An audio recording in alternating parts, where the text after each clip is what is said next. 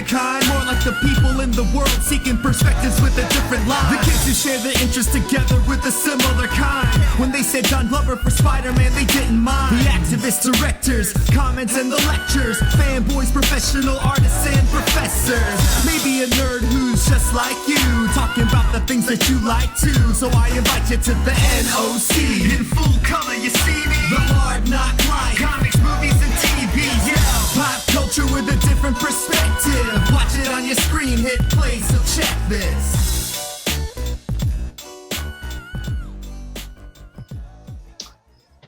Welcome to the first episode of A Hard Knock Life. I am your host, Keith Chow, founder of the Nerds of Color, a brand new blog that has invaded the internets in these last 2 weeks. And I wanted to first of all thank everyone who has made our first 2 weeks on the internet a big success. Our readership has kind of ballooned overnight, and I'm very honored that you have found the Nerds of Color, and hope that the Hard Knock Life is something that can be as important to you as it is to me. So part of the Nerds of Color experience is me getting some of my friends and fellow Nerds of Color together to talk about things I want to talk about. And what better way to start off the season of A Hard Knock Life than to look back at these last 3 months and look at the movies that came out in the summer of 2013.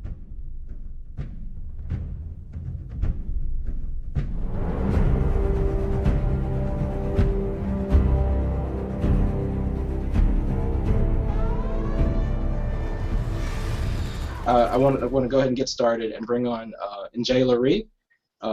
You know her on Twitter at Blasian Bitch. She's also a co-host of several podcasts, including Twib After Dark, We Nerd Hard, and the Alter Negro Show podcast. So welcome, N'jaila. Thank you for joining us on the Nerds of Color's Hard Knock Life. Hey, what's up? Just real quick before we move on to our next panelist, what would you say was your favorite movie moment of the summer of 2013? I would say it would be at the start when Iron Man 3 came out. I went to the Union Square movie theater and I watched the Marvel Marathon, which is Iron Man 1, 2, 3, Thor, the Avengers, and then Iron Man 3. Wow, I'm sorry. I like it. That's some punishment you put your bladder through. Yeah, you take a potty break between movies. We want to go ahead and bring on our next guest. He is in the middle of his kitchen cooking dinner, but he's also a criminology professor at Old Dominion University in my old stomping grounds down in the 757 of Virginia. Welcome, Shawn Smith. I know you said you didn't see a lot of movies this summer, Shawn. Yeah, sure did. So you're going to be perfect for our summer movie round. Oh yeah, here we go. But you must have had a moment that you've looked back on and thought this was what summer 2013 was about for me. I think a lot of it was walking past movie posters and just kind of saying, nah, there was a lot of just severe apathy on my part. I must admit, if anything, I think movies like Pacific Rim, which have sparked such heated discussion amongst our fellow nerds here, have kind of egged me on to say, okay, well, let me at least try and catch this before it's out of the theaters. But yeah, for the most part, it's just been a lot of curious looks at folks who are just kind of really throwing all kinds of, harsh words at each other over movies that I have no clue about. So yeah, which we're totally not going to do tonight, right? Yeah, I know. Yeah. So our next guest, our next panelist on the show, hails from Bamford, Connecticut. He is a fan of Alan Moore and is also one of our more prolific writers on the Nerds of Color thus far in our existence. Welcome to the show, James Lamb. How's it going? How you doing, James? I'm okay. Your Elysian citizenship will be discussed tonight, and I know that's something that you feel very strongly about, right? Well, I don't have any Elysian citizenship. None of us do, and we should always reject that notion. So there you go. I need to get to Elysium. Anything you would not do for your family. You think you're safe. You are not. Our final panelist panelist this evening has very strong opinions about a film called Pacific Rim and another film called The Wolverine. You probably know this because her post about The Wolverine is by and large the most popular Nerds of Color post in the history of the Nerds of Color. She is at Reappropriate and the founder blog Empress of the Reappropriate.com website and blog. Ladies and gentlemen, welcome Jenn Fang to A Hard Knock Life. Hi, everyone, and thanks for that really, really kind introduction. Possibly a little bit of hyperbole there. Well, maybe you're maybe not an empress, but No. you are clearly the undisputed champion of the Nerds of Color. Your post about the Wolverine, if you're not familiar, those of you who are watching the show, you probably are, because why would you be watching the show? Jenn wrote about the Wolverine, and it's kind of prompted our episode tonight. We're going to look back and talk about the comic book movies of the summer, probably because your Wolverine post elicited such strong emotion in me, and it's my show. So We'll give the people of Earth an ideal to strive towards. They'll race behind you. They will stumble. They will fall. if you haven't figured out by now, spoilers are going to be throughout these this conversation tonight because it's August 31st, and if you haven't seen these movies, why are you watching this show? So we're going to spoil every movie that we're going to talk about. Before we bring in everybody else, can you kind of sum up your feelings about the Wolverine and what you thought about Hugh Jackman's 7,000th take as Logan in the X universe? Sure. So I'm coming at the Wolverine mostly from like a racial identity and racial representations in Hollywood perspective. And I'm talking really more about the story and how it fits into a larger context of how Asian Americans are typically depicted in Hollywood. And for me, the problem with the Wolverine is really about the story and how it's a fairly tired trope in Hollywood. I had an opportunity this past week to sort of look at other things in media and how Asian Americans are represented, and I couldn't help but see the similarities and the parallels between the Wolverine movie and stuff that we've seen historically in Hollywood. So Asian Americans, one of the very common stereotypes that Asian American women deal with involves the demure lotus blossom and the dragon lady stereotypes. And we saw that historically in media like M. Butterfly and Miss Saigon. And it turns out that when you look really closely at the Wolverine storyline, whether you're looking at the movie or at the original comic book source material, what you basically have is a redone Miss Saigon or M. Butterfly story. The only difference is that now you have adamantium claws. Other than that, the storyline is very similar to the original Miss Saigon or M. Butterfly source material. You have these very submissive Asian women who sort of exist on screen only for the betterment of the white male protagonist, and they are there for romance to help the male protagonist evolve and come to some sort of understanding in himself, and then they're discarded at the end. And it's not a very realistic or empowering depiction. That's one side of the Wolverine that I have a problem with, and that's sort of the first thing that I talk about, just these very one-dimensional female depictions and characters in the movie. And then the other half is that I really had a problem with the male characters in the Wolverine. In my mind, they were all the same character. They were all these misogynistic, sexist Asian men who basically exist to take advantage of Mariko, the female love interest for Logan.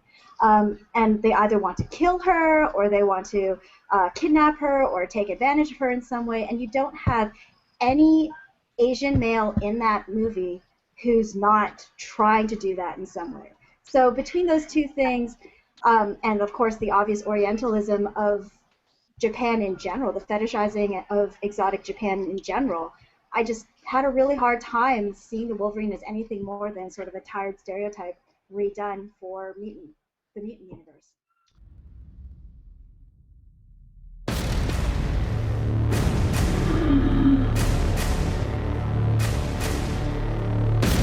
What they did to me, what I am, can't be undone. N'jaila, did you see The Wolverine this summer? I bought a 50-cent bootleg from Broad Street, so I saw about 35 minutes of the Wolverine. So what did you think of your shaky cam version of what you saw in shirtless Hugh Jackman and adamantium claws? Well, first of all, I always had a problem since like the very first X-Men movie with Hugh Jackman's Wolverine, because I grew up where Wolverine was short and gross and hairy, and he wasn't Hugh Jackman. He didn't have he wasn't like 6'4" with perfect abs. So that's awkward to say the least for me.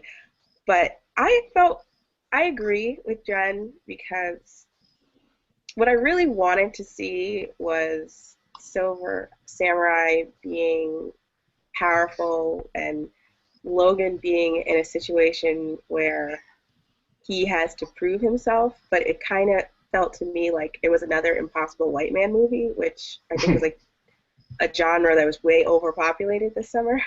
When I say Impossible White Man, it was kind of a phrase coined by Rodimus Prime of The Black Guy Who Tips, which basically your Taken movies, a lot of the recent like summer blockbusters where it was just a guy, he's always white, and he just can do the impossible, and he can save the day, and everybody else is just going to fall to the wayside in awe of this Impossible White Man.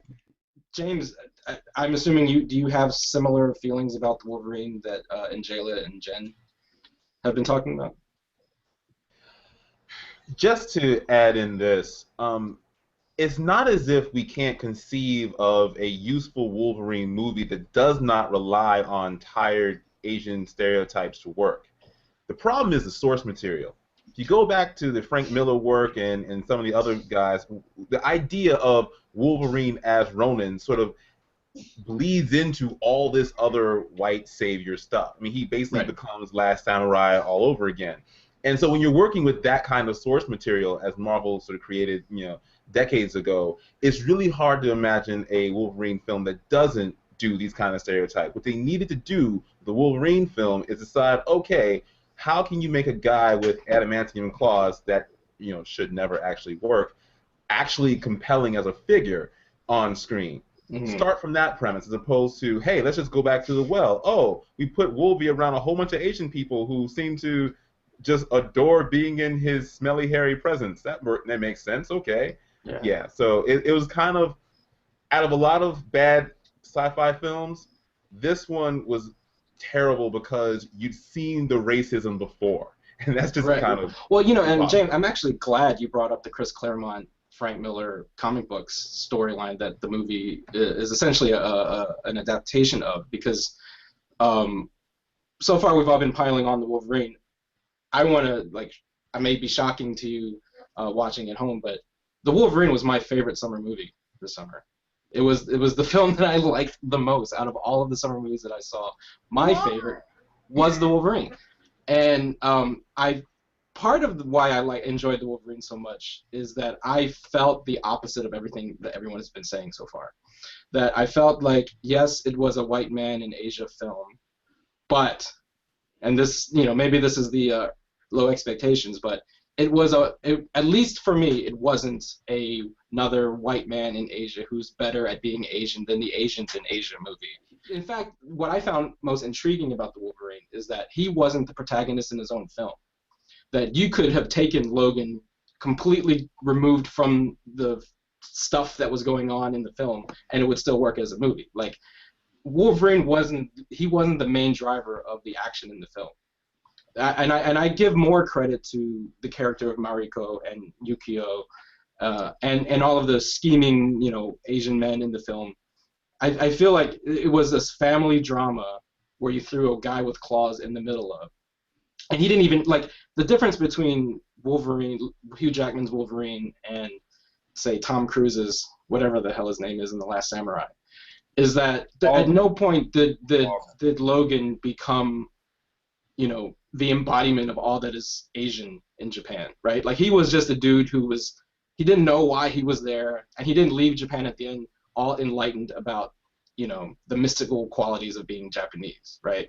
So I felt like in that sense, in that milieu of the white male in Asia trope, this was actually a step up from what is typically part of that genre. So I know that, Shawn, you kind of like the Wolverine too, so I want you to come in and maybe, not necessarily back me up, but you like ninjas, but back me up anyway.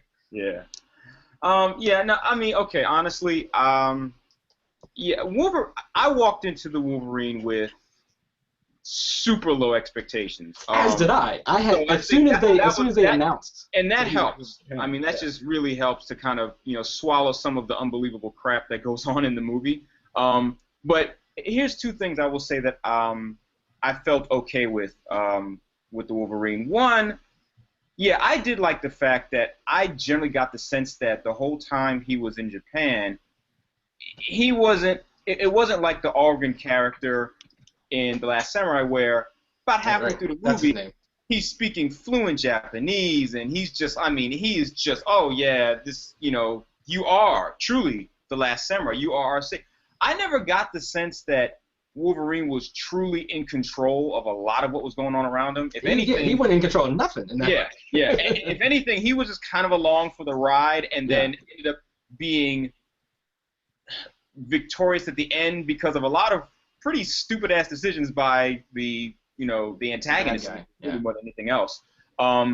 So there's that. But that said, a lot of the commentary about what people found offensive about the movie, I totally get that. I mean, I totally get how you can look at that movie and say, well, yeah, the Mariko character, everybody's gunning for her ass. Like, there's no male in that movie that's like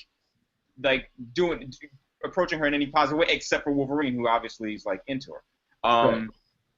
The thing, though, the other thing that I found positive, since clearly the negatives have been highlighted, on a just a basic level, I appreciated the fact that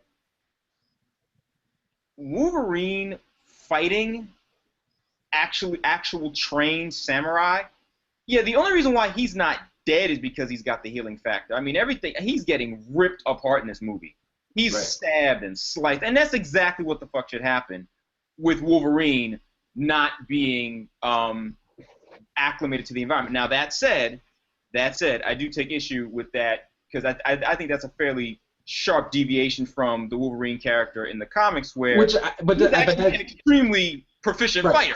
But again, this is why to kind of piggyback off of what James said earlier, I actually feel this is an improvement over the Frank Miller, because the Frank Miller, Chris Claremont Wolverine is what Jenn and N'jaila are talking about. He is this fetishistic, he's got the super Asian fetish because he was 1,000 years ago a samurai. Yeah. You know what I mean? Like, and I feel like while yes, he kills a lot of Asian people and a lot of Asian bad guys in the film, that's part and parcel of being set in Asia. Like, I'm not upset with all the dead Asians in it. You know what I mean? Like, he's going to kill Asian people if he's going to be in Asia. Like, it would be weird if he's not killing white people. No, you did not just say I'm okay with all the dead Asians. I mean, what's wrong? That is going to be looped Right now, I get it's your podcast. I get you paid for the domain name, but I'm about to kick you out of the Nerds of Color for that shit. I'm turning in my APA card right now because you know what? I would get you, but I'm gonna let my girlfriend do it because she's right here. She's waiting. Jen, get this dude. Whoa. Okay. So I'm gonna blow your mind in a minute. Kill people. Go ahead, Jen. I'm gonna blow your mind. I'm not gonna kill people. So I actually was taking notes though, because I'm crazy like that. So I had a couple things I wanted to say. So I'm gonna preface all this by saying that I have not read the Claremont Wolverine, so I think I have to turn in my Nerds of Color card right now. So I'm speaking with. We're ending the site tonight. Just so been a good 2-week run. I'm speaking from not really. I know the storyline, but I haven't read it. I just know the plot. That being said, I walked into the movie with basically an expectation that it was going to be The Last Samurai, with a lot of fetishism in it, but I didn't know the specific source material, the specific stories of Wolverine being a samurai in the past. That being said, I would make the general argument that just because the movie is better than it could have been doesn't mean that the movie is good. Yeah. Well, I thought it was good for other reasons than it was better than. Right. I mean, I liked so just to tick off all the things I appreciate about the film. I liked that it was it was a comic book movie that didn't feel like a comic book movie, at least for the first 3/4 of it. I like that it was essentially a standalone film. It was essentially like it was Hugh Jackman channeling Clint Eastwood and Toshiro Mifune for like 45 minutes. You know what I mean? Like I liked a lot of that.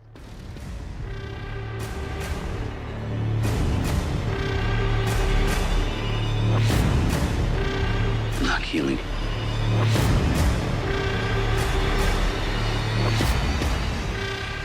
One of the things that I think that first 3/4 of that movie is just full of unbelievable nonsense that's happening that just sort of stretches your ability to go along with the movie. For example, we talked about how Wolvie doesn't, master Japanese samurai skill fighting in this movie, but he does somehow manage to master Mariko's heart for no discernible reason whatsoever, other than they share this glance in this house, and he saves her from killing herself, which is silly in the first place. Yeah, well, I think a lot of that is really. I mean, it's the two people who are like on the run and then spending all that time together. It's not like, they looked at each other, yeah, but I don't know. I feel like it wasn't. I think what a lot of people actually complain from the other side about the film is that it wasn't this like passionate romance between Mariko and Wolverine that it is in the comics, and that pissed off a lot of fanboys, like because Mariko is his soulmate and everything and all that crap. And I thought they actually went away from that, which I appreciated. Yeah, but I mean, wait a minute. There's a reason for that. The reason those fanboys love that so much is because they're the same Asia files that have always liked Wolverine and this kind of BS. But that's what I'm saying. But the fact that the other complaint of the film from that audience is kind of like, that's what I liked about it. I like that they went away from the typical white male Asian file trope. That translation, it wasn't Asia file enough for the crazies, therefore it's good. It's okay. Therefore it's okay. You're trying a little hard to defend this film at this point. No, okay. You spent so much time just running after the easiest to kill waif since the last time Charlize Theron was in a movie. The movie doesn't make sense. How is every Japanese man in Japan unable to kill this one crazy chick who tried to throw herself off a building within the first 5 minutes she's there? No, it's a horrible film. Sorry, I would also argue that it maybe wasn't Asiaphilic enough for some of the fanboys, but the lack of any real basis for a relationship between Wolverine and between Logan and Mariko. It wasn't like if this is going to sound.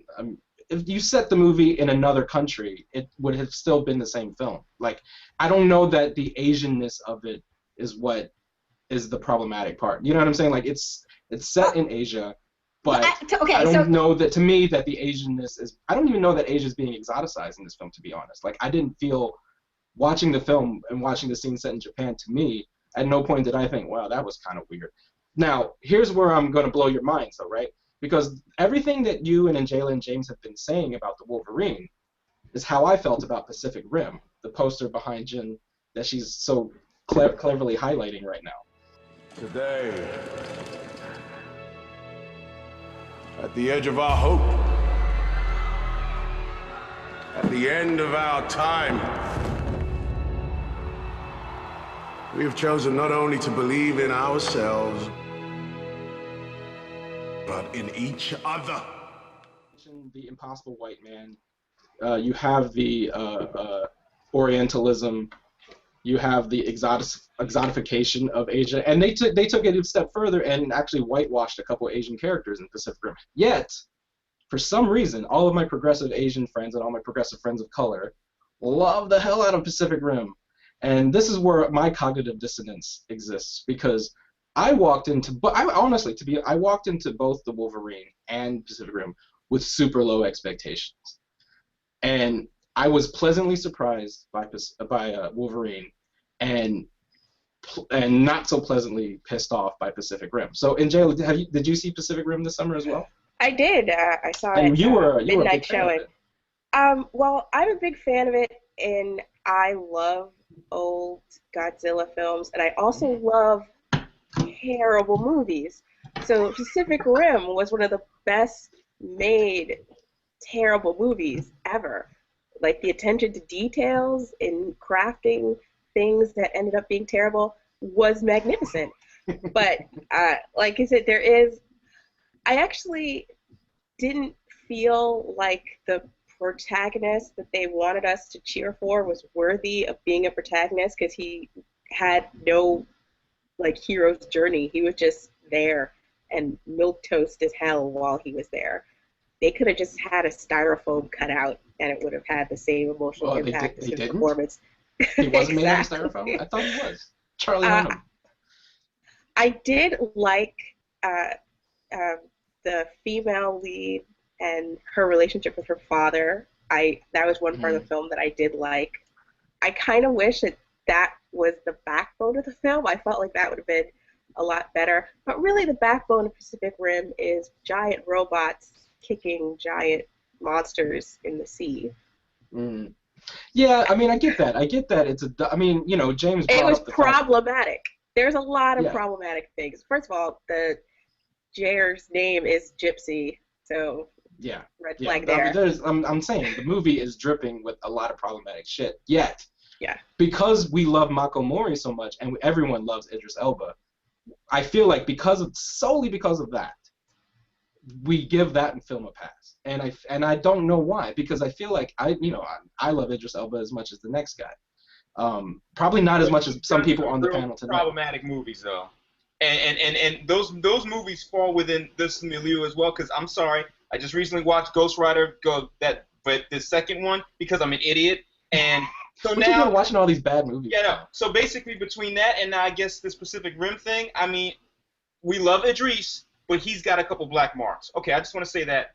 Yeah, well, and to be completely honest, I feel like if Idris Elba's the only thing I don't even like Mako Mori as much as some people did. I don't like going back to the Wolverine. I felt Yukio was a much stronger female co-lead protagonist, co-protagonist, badass chick than Mako Mori was. But yet, I don't know, because we like Mako Mori so much, because we like Stacker Pentecost, which is a stupid ass name. Okay, we like them so much. No. We like them so much that we give the rest of the film a pass. You don't think we're giving Pacific Rim a pass that we don't give? I was not giving Pacific Rim a pass. I think it's great to acknowledge that this is a well put together terrible movie, and there's a lot of problematic things about it, and there's giant robots, which is like, yes, I had the most enjoyment watching robots and monsters fight, and then I had to sit through the rest of the movie, and that made me a little sad inside. But at least I could say that this was a movie where they had a female protagonist while they were trying to make a clearly, 30-year-old woman adorable, which disturbed me greatly. She had the hero's journey, and she was the person who had something to learn and grew and learned how to respect another human being. And that is something you just don't get to see, and I think that's why so many people have connected with Pacific Rim. I don't think that's an excuse to excuse the myriad of issues that I also have with the movie, but I think we should also recognize that too. Well, and go ahead, Jen. Yeah, I want you to chime in since you have the Pacific Rim poster behind you anyways. Yay!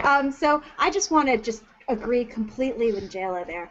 I think, so my love for the movie stems from having grown up on Neon Genesis Evangelion, and anybody who says that movie is not a live-action Neon Genesis Evangelion, like Del Toro, is lying. That is what that movie is. And I love it in part because it's part of my childhood. It's a lot of nostalgia there. And also, I also completely agree that had the movie been 3 hours of giant robots killing monsters, it would have been just as good, possibly better. So, we could have done away with the whole plot and just had Idris Elba yelling, and then giant robots, and then Idris Elba yelling, and I think we would have been just totally happy with that movie. Well, I thought it was. See, I'm not, and that's why I needed to be on this particular episode, because I'm kind of disappointed now to hear that there was more than that going on.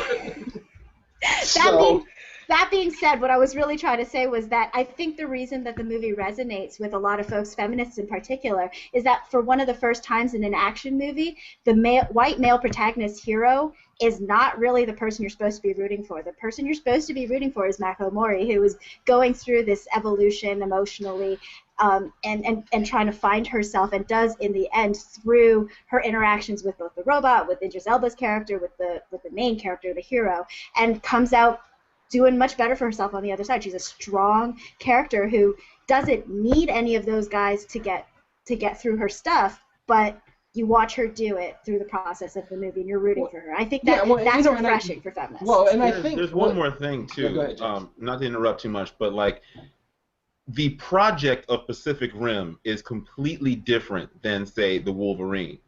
With Pacific Rim, you have a sense of kind of a United Nations pulling together people from different backgrounds, people who don't exactly get along all the time, working together for the common goal of saving humanity. And that upper level of saving humanity is not the boardroom or the situation room with a whole bunch of white faces in military uniforms asking for trouble. You have a Stacker Pentecost who is the military man pulling it all together, who is not white. You have Mako Mori's in there, not white. You have a lot of other white characters besides. You have people from Russia, people from China, Australia. Ain't no white people in China, man. What you talking about? And in fact, there's three Asian males who don't get speaking roles, unfortunately, who have a really badass robot that I really want to see more of. I cannot tell you how disappointed I was in that part. However, you get a sense that the Pacific is more than just, say, Hong Kong, or that it's not just white men who will try to save the world in this one summer blockbuster. I think one of the reasons that Pacific Rim and After Earth in particular got the kind of negative reviews that they did this summer was because much of the domestic box office isn't really trying to see a lot of that. And it's a difference from, say, Hugh Jackman as Logan, who just kind of does the same spin move in every fight scene to save, at this point himself, some Asian chick who can't do anything for herself, who's somehow at the end of the film has enough wherewithal to run a Fortune 500 company globally. Yeah, that makes sense. So no, with Pacific Rim, you get people of the world banding together for the common goal of saving the world. With other films, not so much. Today there's not a man nor woman in here that shall stand alone.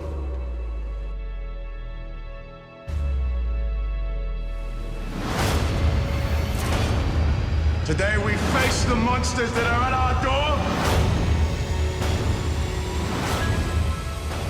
Today we are canceling the apocalypse. And also, I just wanted to emphasize a point that James made but didn't really emphasize. I think the reason After Earth and Pacific Rim resonate with people of color is that these are one of the few movies where you see the future, or the close to now future or the distant future, where people of color actually exist. I mean, in most science fiction movies, if we're there at all, we're a token minority in the background who, mans the telephone boards. Yeah, but in these movies, we play a big role. And this is where again, I don't want this to be, because I'm the only guy, apparently. I turn in my geek cred. I'm going to shut down Nerds of Color tonight.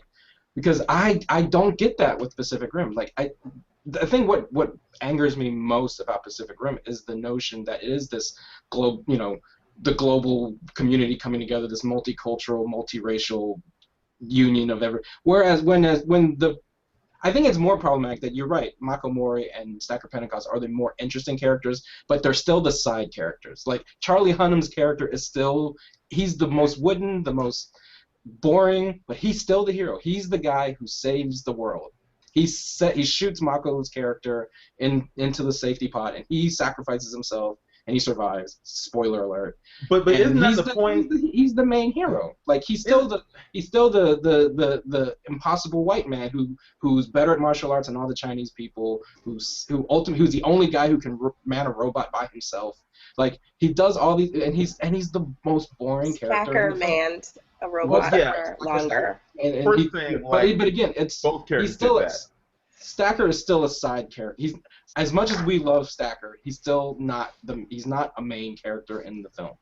Well, look, I mean, I didn't see him as a main character in the film. I think you're pointing out the problem with box office. I think the American domestic box office still wants to see superhero white man, Captain America. I mean, they still are looking for that.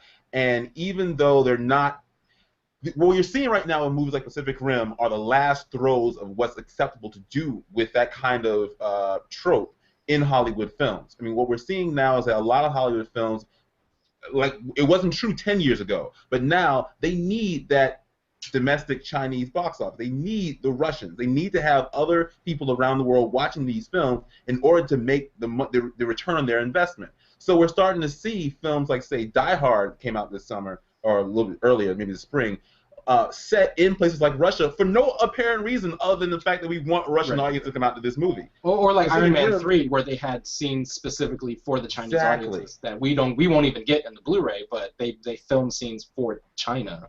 Which made no sense.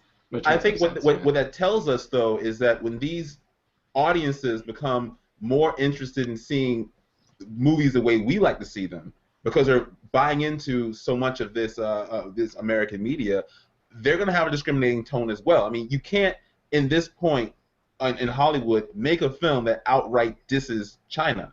I mean, they tried that with the Red Dawn remake, not so much the good. Yeah. It doesn't necessarily mean we're going to get away from the white male protagonist as, supreme, most high, but eventually I think we can have the optimism that movies like Pacific Rim will lead us down that road, because the most gripping points in Pacific Rim for me, every time Idris Elba was talking. I'm sorry, you're right. I mean, that was really cool. So I mean, I'm glad. If they didn't cast Idris Elba in the film, I would have hated it, bar none. I mean, I actually kind of begrudgingly respect some of it, because I do like Stacker Pentecost. I mean, canceling the apocalypse is pretty badass, right? Although my favorite line in the whole film is, number 1, don't touch me. Number 2, don't touch me. Right? Like, that's, come on. I don't think people realize how amazing that moment was for me, especially as a black woman who everybody feels they have the right to touch. Miley Cyrus as well, right? It was that little Miley Not Cyrus. Not even that. It's just like, right now I'm rocking my fro, and I walked out in the street, and somebody just popped it to see if it was real.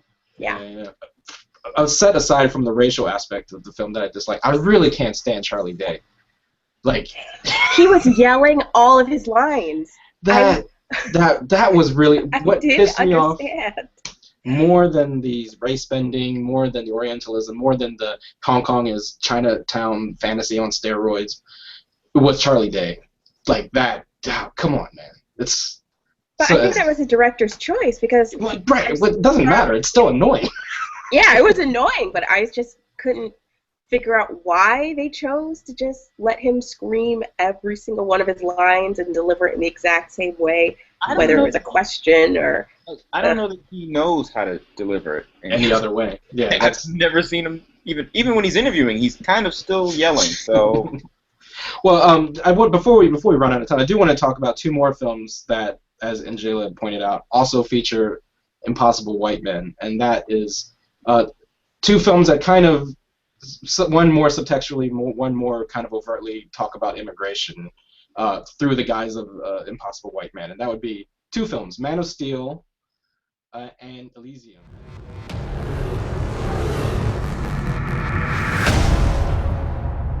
I need to get to Elysium.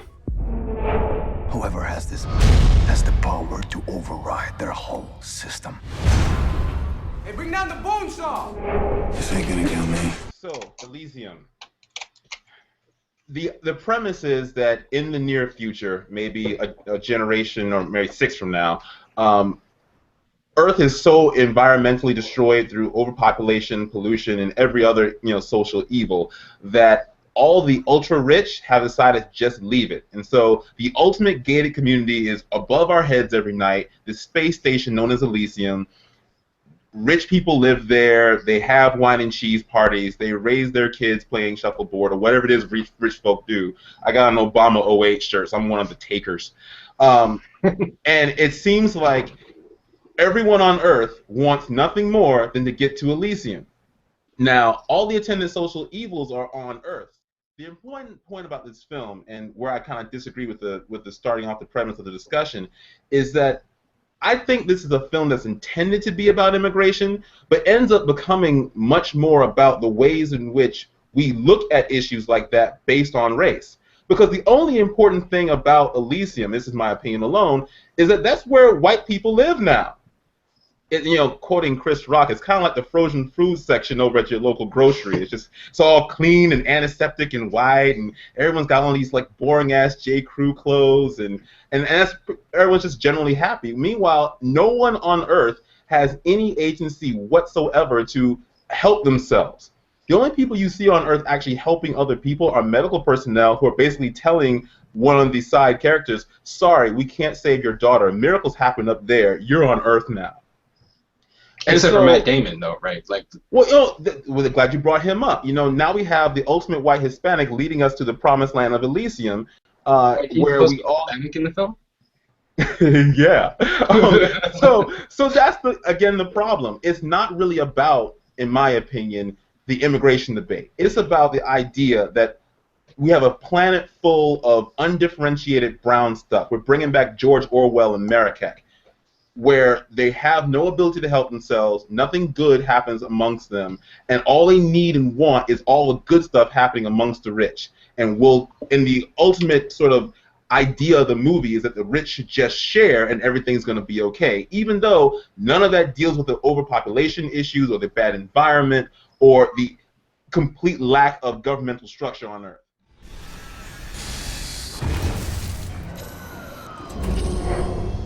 You can save everyone. We're gonna break into the most heavily guarded place in the universe. Oh, yeah. And I actually agree a lot with what James has to say in terms of how he is describing the movie. I think it is supposed to be an analogy to the immigration debate, not necessarily a very good one. But one of the things he didn't bring up that I just sort of wanted to mention also was, so in this movie, Elysium is this orbiting space station where the white people live, and whereas Earth is depicted as this place predominantly Mexican or sort of like Mexico. It's very desert colors, and everybody who lives there or in this region that Matt Damon lives in speaks Spanish and are basically Latino. And there's some indication that there also are black people on Earth, but that's it. So Earth has been left to black and brown people. Now, it's not entirely true that Elysium is just white people. There are actually 2 Asian characters on Elysium. So if you are taking his premise that I think is very true, that the movie is really about aspiring to whiteness or assimilation, then what this movie also does is really perpetuate this model minority stereotype where the Asians are somehow these acceptable minorities that have made it into space and live along with all the white people in this very wealthy space station. And I find that very, very troubling as well, and it's completely unchallenged. So is it basically 2 hours of white flight? Is that essentially? Yes. It's better. It's actually better than 2 hours of white flight, because white flight still implies there are white people still leaving us. Okay. No, these whiteys are already gone. Oh. I mean, people have long ago left the planet to get away from the black and brown. The film's entire premise desires undifferentiated South American, Mexican, brown stuff as the people who are always wanting with no agency. And then we can talk about immigration. As long as we consider these Latinos completely powerless to help themselves at all times outside of begging and shooting up a couple of rickety old, like last season model spaceships just to crash land on the manicured grass and hope for the best, that they can find their way to break into someone's private property to use a med pod. Right, and so if this becomes an allegory for immigration, then it's a very disturbing one, because what James says is true. If the people left on Earth are supposed to be Mexican in this analogy to the U.S.-Mexican immigration debate, they are not trying to save themselves except by fleeing to America in order to take your shit. Like, that's how they plan on saving themselves, by taking your shit. So I don't really understand how this is supposed to be supportive in any way of, or a progressive movie, which is what it was supposed to be, a progressive movie about the immigration debate, because all of the brown people are literally trying to steal things from Elysium, and literally, spoiler alert, they take... Man of Steel was a very divisive film. Again, true to form, being the contrarian on the panel. I actually kind of liked Man of Steel. I know most fanboys and most people in general didn't. N'jaila, one of your worst moments of the summer was, 1, being completely bored by Zack Snyder's film, and 2, waking up to see Superman, spoiler alert, snap a dude's neck. So can you tell me a little bit about why you were so disappointed with Man of Steel? Well, I'm not really the biggest Superman fan, but I did do a dumb thing. Was before watching Man of Steel, I watched all of the DC animated series that had Superman in it. I watched a whole bunch of their independent, like standalone cartoons, and I watched all of Justice League and Justice League Unlimited. And then I saw Man of Steel, and it was boring because Clark wasn't a character, Superman was barely a character, and I just didn't feel like the story was going anywhere for me. So, and I do admit I probably was dozing in and out for a good portion of the film until the apocalypse happened, and then I was obviously fully awake. Right. And then I got to see Superman straight up murk a dude, and that's just not what's supposed to happen in America. But also, I kind of felt like they kept on saying that there's supposed to be a movie about like the discovery of new life, and I really didn't feel like that's what they delivered. I happen to enjoy the last act of most superhero films, and I thought the last act of Man of Steel was the best part of the movie precisely because Henry Cavill and Amy Adams were not talking.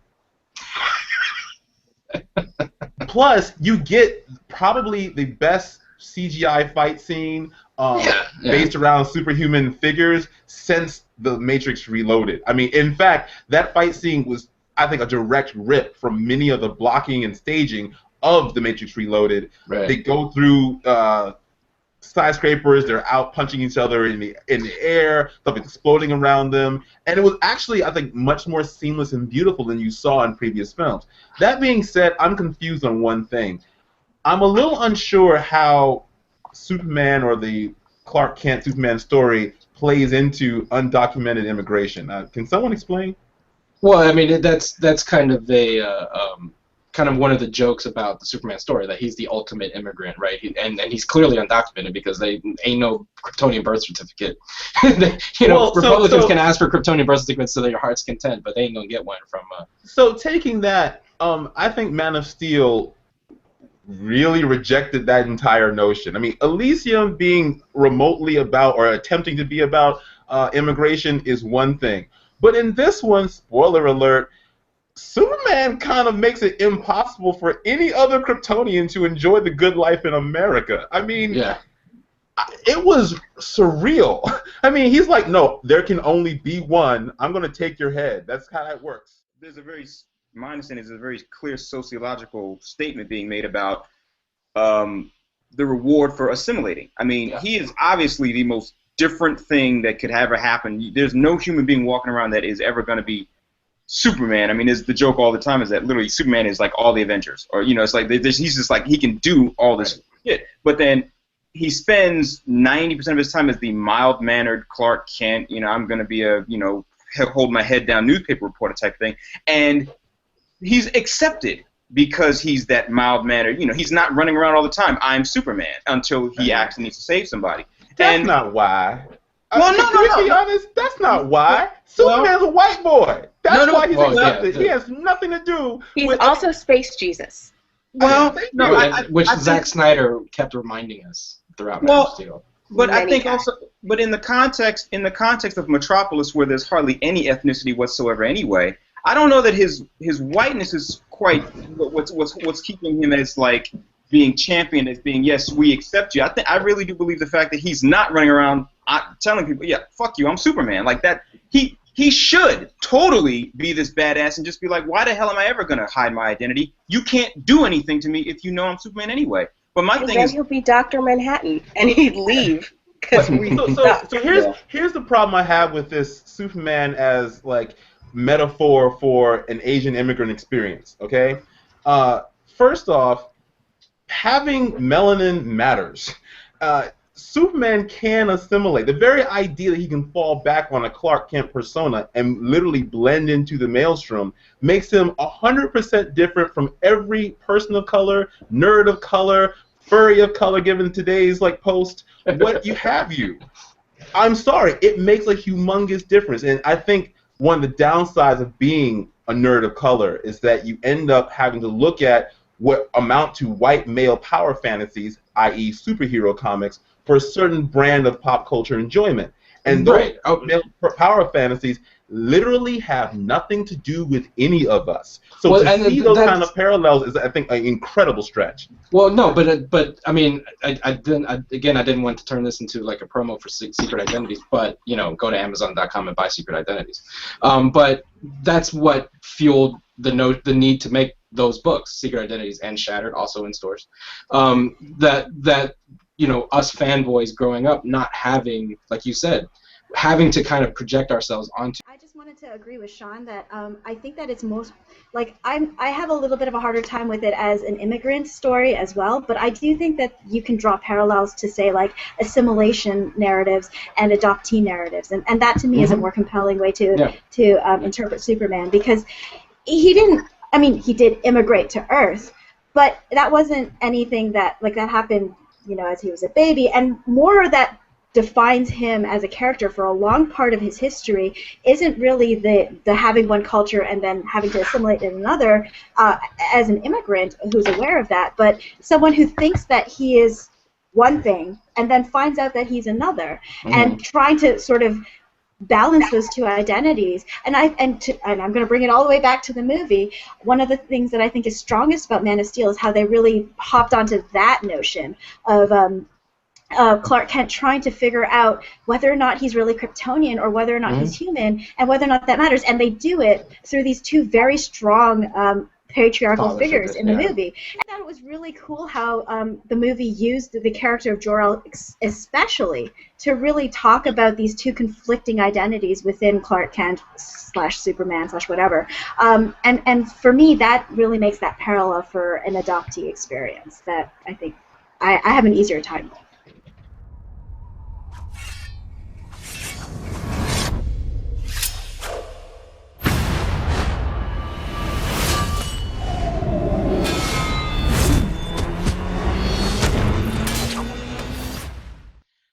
I didn't give my favorite summer movie moment earlier tonight, so I just wanted to end the show by saying that I'm going to cheat and say my favorite summer movie moment actually happened before the summer, and that was G.I. Joe Retaliation. I loved that movie so hard, and I watched the Blu-ray like 7 times when I bought it. So I know that's another film a lot of people hated, but Larry Hama defined my youth, and to see like Snake Eyes and Storm Shadow and ninjas fighting on mountainsides, that you don't get any better than that. So anyway, I wanted to thank... Is the whole movie those ninjas fighting on the mountainside? No, but a good 15 minutes of it is, and it's all they have their shirts off.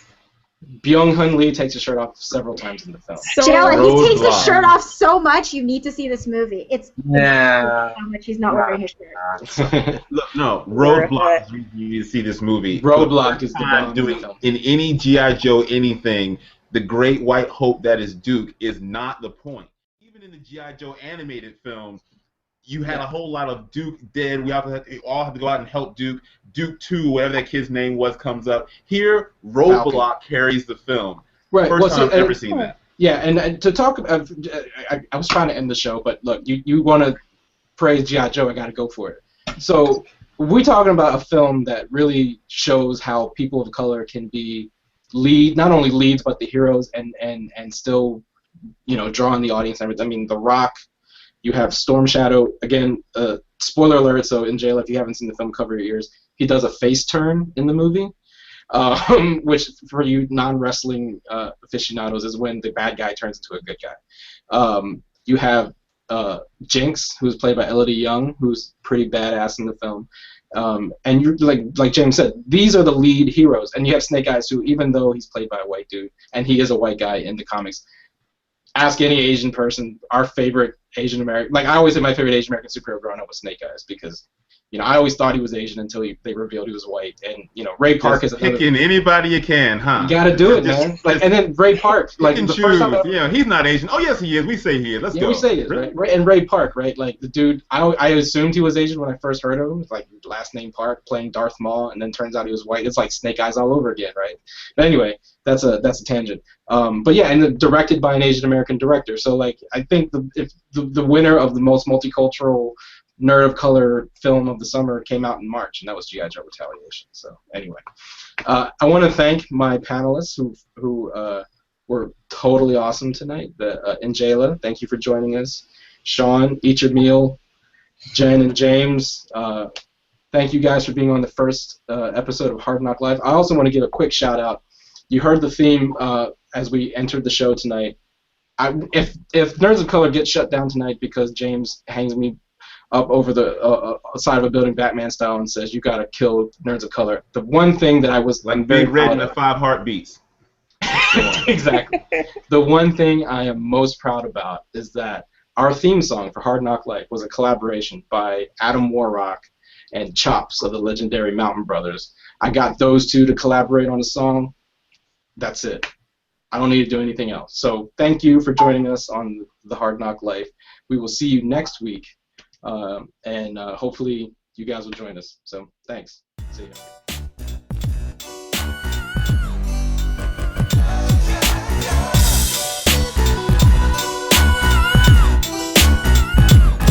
Well, it's the N.O.C. in full color, you see me? The Hard Knock Life, comics, movies, and TV, yeah. Pop culture with a different perspective. Watch it on your screen, hit play, so check this. This is the Hard Knock Life, but not the chica kind. More like the people in the world seeking perspectives with a different line. The kids who share their interests together with a similar kind. When they said John Glover for Spider-Man, they didn't mind. The activists, directors, comments, and the lectures. Fanboys, professional artists, and professors. Maybe a nerd who's just like you, talking about the things that you like too. So I invite you to the N.O.C. in full color, you see me? The Hard Knock Life, comics, movies, and TV, yeah. Pop culture with a different perspective. Watch it on your screen, hit play, so check this.